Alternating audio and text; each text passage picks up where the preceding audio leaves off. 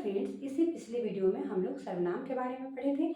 आज हम लोग विशेषण के बारे में पढ़ेंगे, तो वीडियो की एंड तक बने रहिए और सब्सक्राइब करना ना भूलें। चलिए तो वीडियो को हम लोग स्टार्ट करते हैं।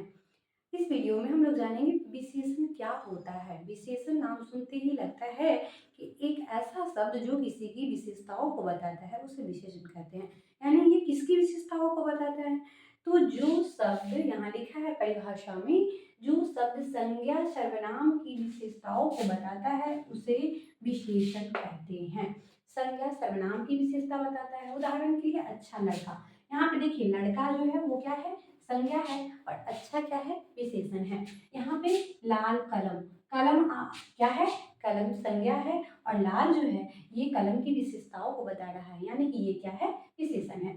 अगला है लंबा लड़का, यहाँ पे देखिए लड़का जो है वो क्या है? संज्ञा है और लंबा यानी आकार की बात हो रही है और ये लड़का की विशेषताओं को बता रहा है, यानी कि ये शब्द क्या हो गया?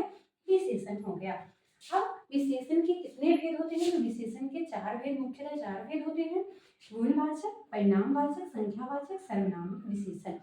इस भेद को जानने से पहले एक होता है विशेष्य। विशेष्य क्या होता है हम लोग उसके बारे में जान लेते हैं। विशेष्य जो शब्द विशेषण, यानी कि हम लोग ये जाने थे कि संज्ञा सर्वनाम की विशेषता बताने वाले शब्द को हम लोग विशेषण कहते हैं। लेकिन विशेषण जो होता है, विशेषण शब्द जिस संज्ञा सर्वनाम की विशेषता को बताते हैं वो कहलाता है विशेष। जैसे राम एक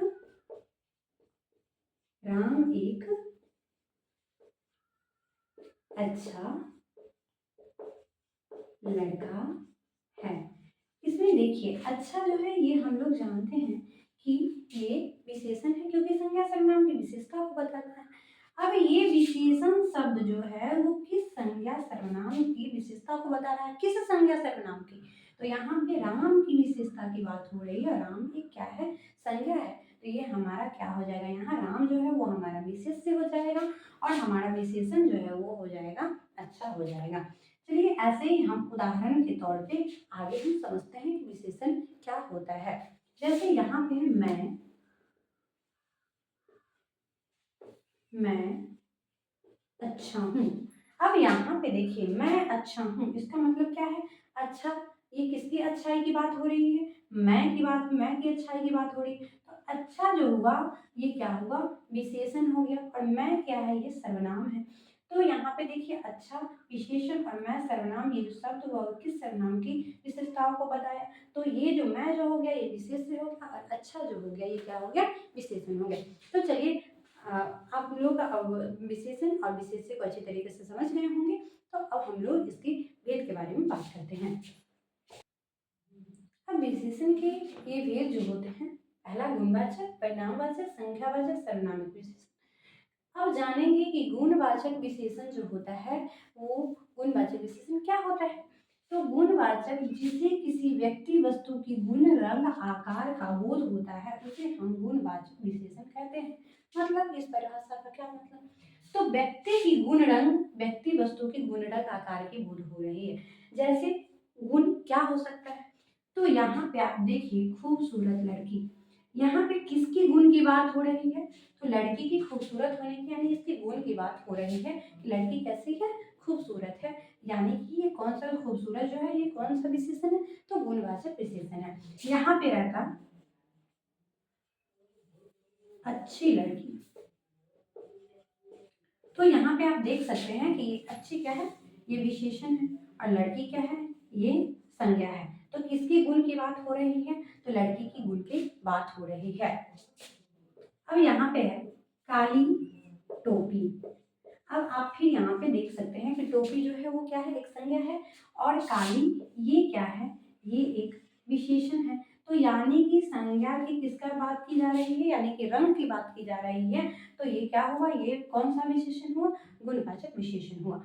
उसके बाद आता है आकार। आकार मतलब क्या?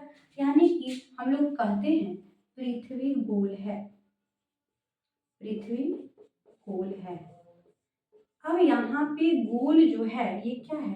तो ये एक विशेषण है। विशेषण क्यों है? क्योंकि यहाँ पे आकार की बात हो रही है। तो ये क्या है? गुणवाचक विशेषण है। अब आगे हम लोग पढ़ेंगे परिणामवाचक विशेषण। परिमाणवाचक विशेषण इसे कहते हैं। परिणामवाचक विशेषण का जो परिभाषा होता है वो चलिए हम लोग पढ़ते हैं। परिमाणवाचक विशेषण मतलब हुआ कि किसी भी चीज के परिमाण मतलब होता है नापना तौलना। जिससे किसी वस्तु के नाप तौल का बोध होता है उसे हम परिमाणवाचक विशेषण कहते हैं। नाप तौल यानी कि इसे जैसे हम उदाहरण के तौर पे इसे समझेंगे, थोड़ा पानी यानी कि पानी का थोड़ा या बहुत होना ये आप कैसे पता किए, ये पता चलता है आपका नापने या तौलने से। आगे है मुझे कुछ रुपया दो। इस वाक्य में आप देख सकते हैं कि ये कुछ जो है ये क्या है, तो ये परिमाणवाचक विशेषण है। आगे हम लोग पढ़ेंगे संख्यावाचक विशेषण। संख्यावाचक विशेषण, संख्यावाचक विशेषण जिससे किसी व्यक्ति वस्तु के संख्या का बोध होता है उसे हम लोग संख्यावाचक विशेषण कहते हैं। व्यक्ति वस्तु की संख्या का बोध होता है, यानी उदाहरण से हम लोग समझेंगे कि यहाँ दिया हुआ है दो लड़की, मतलब कि यहाँ लड़का क्या है, संज्ञा है, और यहाँ पे दो, दो क्या है, संख्या है, यानी कि संख्या की बात हुई, यानी ये क्या है, संख्यावाचक विशेषण है। चार पैसे, यहाँ पे देखिए ये चार, ये क्या है, संख्या है, यानी कि इस संज्ञा जिससे किसी व्यक्ति वस्तु की संख्या का बोध होता है उसे हम लोग क्या बोलते हैं, संख्यावाचक विशेषण बोलते हैं। अगला है सर्वनामिक विशेषण। अब हम लोग सर्वनामिक विशेषण की परिभाषा के बारे में, किसी संज्ञा के पहले आने वाले शब्द को हम लोग सर्वनामिक विशेषण कहते हैं। किसी संज्ञा के पहले आने वाले शब्द, यानी कि यहाँ पे आप देख सकते हो उदाहरण के तौर पे कि कोई पुस्तक, यानी पुस्तक यहाँ पे क्या है, संज्ञा है, और संज्ञा से पहले शब्द क्या आया, कोई, यानी ये कोई जो है यही तो सर्वनामिक विशेषण है। आगे है कौन लड़का, फिर यहाँ पे देखिए कि लड़का जो है वो क्या है, संज्ञा है, और कौन ये क्या है, संज्ञा से पहले जो शब्द आता है उसे क्या बोलते हैं, सर्वनामिक विशेषण। तो कौन क्या हो गया, सर्वनामिक विशेषण हो गया। अगला है यह कलम खराब है।